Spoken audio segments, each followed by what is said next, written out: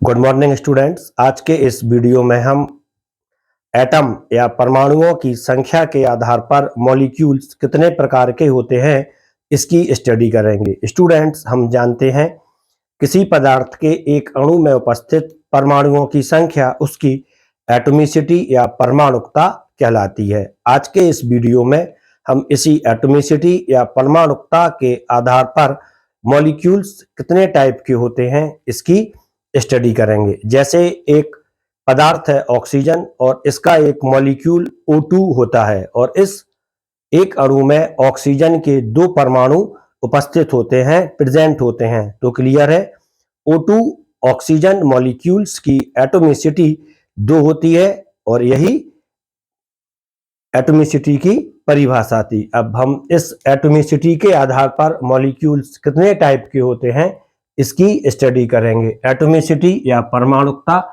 किसे कहते हैं? तो इसका सरल आंसर, किसी पदार्थ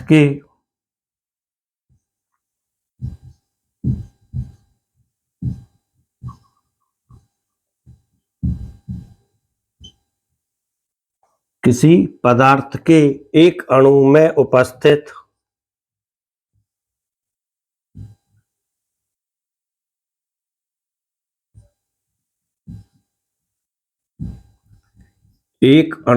उपस्थित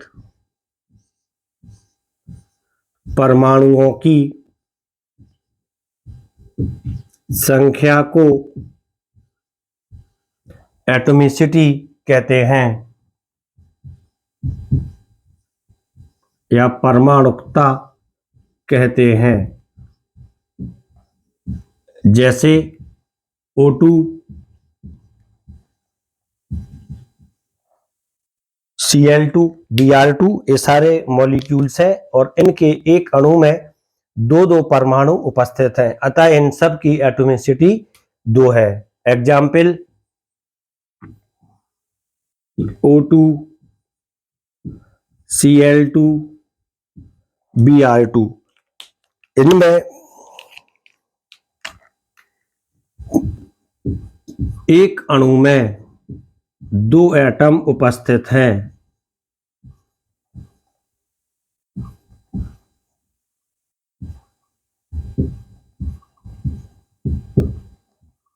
एक मॉलिक्यूल में दो एटम उपस्थित हैं, अतः इनकी एटॉमिसिटी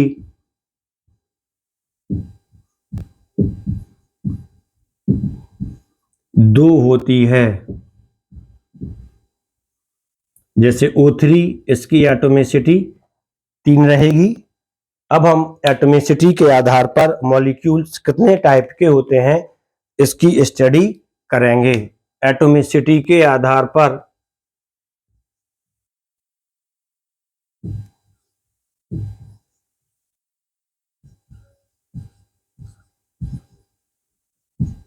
मॉलिक्यूल के प्रकार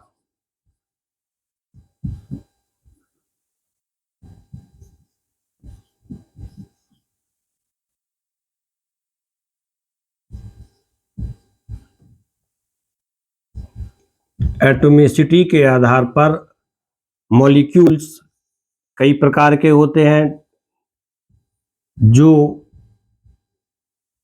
निम्न है, जिन्हें हम निम्न प्रकार से एक चार्ट के द्वारा व्यक्त करते हैं। सबसे पहला होता है mono atomic molecule. Mono atomic molecule एक कहलाता है एक परमाणुक अणु। नंबर दूसरा डाई एटॉमिक मॉलिक्यूल एक कहलाता है द्विपरमाणुक अणु। द्विपरमाणुक अणु। तीसरा होता है ट्राई एटॉमिक मॉलिक्यूल या चतुर्परमाणुक अणु, tetra atomic molecule,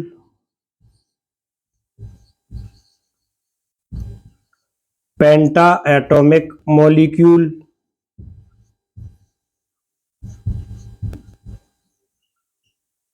hexa, hepta और ऑक्टा, हेक्सा, हेप्टा और ऑक्टा एटॉमिक मॉलिक्यूल। अब क्वेश्चन आता है कि इन्हें हम किस प्रकार से लिखते हैं। तो मोनो एटॉमिक मॉलिक्यूल्स वो मॉलिक्यूल्स होते हैं जिनके एक अणु में एक परमाणु होता है। इनके एक अणु में एक परमाणु होता है, मोनो एटॉमिक मॉलिक्यूल कहलाते हैं। इसका जो एग्जाम्पल होता है मोनो एटॉमिक मॉलिक्यूल्स का, वह अक्रिय गैसें होता है, अक्रिय गैसें। और इसके अतिरिक्त जो मेटल्स होती हैं या धातुएं होती हैं वो भी मोनो एटॉमिक मॉलिक्यूल्स में आती हैं। क्वेश्चन आता है कि यदि मेटल्स मोनो एटॉमिक होती हैं तब ये किस प्रकार से मॉलिक्यूल्स बनाती हैं। तो इसका आंसर है कि धातुओं के बीच जो धातुओं के मॉलिक्यूल्स के बीच में या परमाणुओं के बीच में जो बॉन्ड पाया जाता है वह मेटेलिक बॉन्ड होता है। और मेटेलिक बॉन्ड के बनने की व्याख्या हम इलेक्ट्रॉन सी मॉडल के आधार पर करते हैं। इसकी स्टडी आप हायर क्लासेस में करेंगे। इसके बाद आता है diatomic molecule. Diatomic molecule वे मॉलिक्यूल होते हैं जिनके एक अणु में दो परमाणु होते हैं, डाई एटॉमिक मॉलिक्यूल कहलाते हैं। जैसे O2, इसमें दो एटम है, O धन O, तो ये डाई एटॉमिक मॉलिक्यूल है। इसी प्रकार ट्राई एटॉमिक मॉलिक्यूल, इनके एक अणु में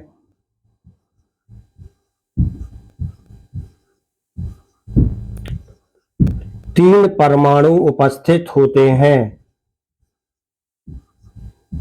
इनके एक अणु में तीन परमाणु उपस्थित होते हैं। जैसे O3, इसके एक अणु में तीन ऑक्सीजन एटम उपस्थित होते हैं। टेट्रा एटॉमिक मॉलिक्यूल, एक अणु में चार परमाणु उपस्थित रहेंगे। पेंटा एटॉमिक मॉलिक्यूल, एक अणु में पांच परमाणु उपस्थित रहेंगे। हेक्सा एटॉमिक मॉलिक्यूल, इसके एक अणु में छह परमाणु उपस्थित होते हैं। Hexa, hepta, octa. जैसे S8 ऑक्टा एटॉमिक मॉलिक्यूल है क्योंकि इसके एक अणु में सल्फर के 8 परमाणु उपस्थित होते हैं। तो स्टूडेंट्स, अभी ये एक सिंपल डेफिनेशन थी। इसके बाद जैसा कि मैंने आपको पहले बताया था कि मॉलिक्यूल होमोएटॉमिक समपरमाणविक अणु होते हैं और हेट्रोएटॉमिक विषम परमाणविक अणु होते हैं, लेकिन जो इनकी एटॉमिसिटी होती है वह दोनों में समान होती है। जैसे अब यहां पर एक हम कुछ एग्जाम्पल लेते हैं। Tetra atomic molecule, tetra atomic molecule, इसके एक अणु में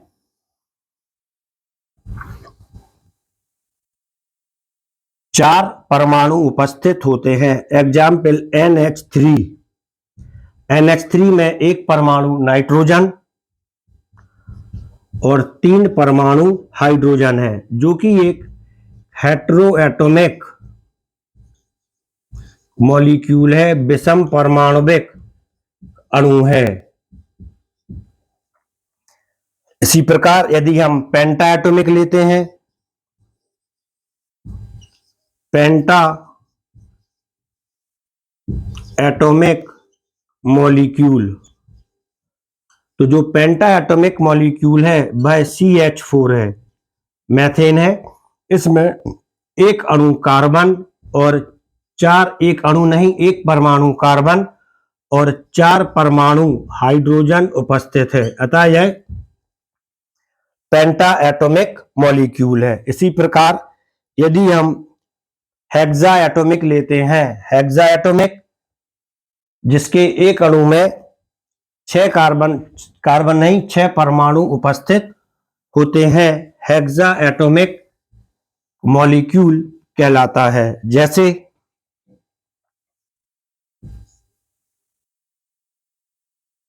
hexa atomic molecule C2H6 hexa atomic molecule है, क्योंकि इसमें 2 परमाणु कार्बन C2H4 और 4 परमाणु हाइड्रोजन उपस्थित है, तो ये हेक्सा एटॉमिक मॉलिक्यूल है। तो स्टूडेंट्स, अभी आपने एटॉमिसिटी के आधार पर मॉलिक्यूल्स कितने टाइप के होते हैं इसकी स्टडी की है। अब हम कुछ एग्जाम्पल लेंगे और उसके आधार पर मॉलिक्यूल्स की एटॉमिसिटी आइडेंटिफाई करेंगे, जिससे हमारे कॉन्सेप्ट क्लियर हो जाते हैं। तो स्टूडेंट,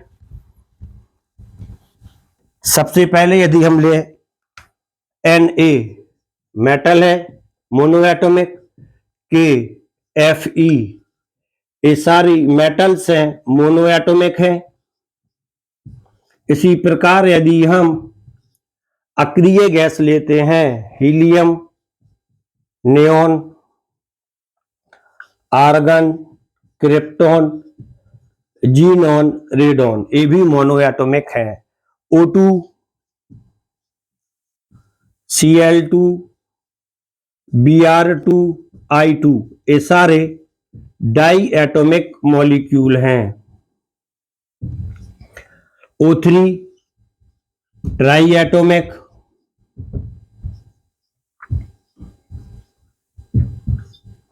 NH3 टेट्रा एटॉमिक, ये आपको जोड़कर बता देने हैं जितने भी परमाणु उपस्थित हैं एक मॉलिक्यूल्स में, भाई उसकी एटॉमिसिटी हो जाती है। चाहे ये, अब इसमें थोड़ा अंतर देख लें, O2 होमो एटॉमिक है,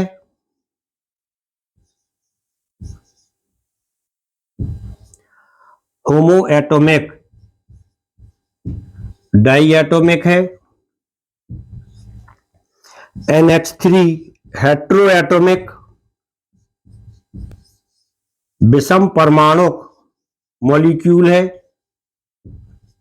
जो कि ट्राई एटॉमिक है, ट्राई नहीं टेट्रा, जो कि टेट्रा एटॉमिक मॉलिक्यूल है।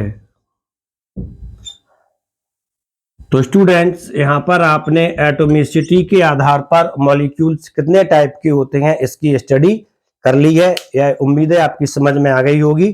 तो आप लगातार मेरे साथ जुड़े रहें और मेरे इस चैनल के लिए भी सब्सक्राइब कर लें, जिससे आपकी स्टडी लगातार मेरे साथ चलती रहे। Thank you.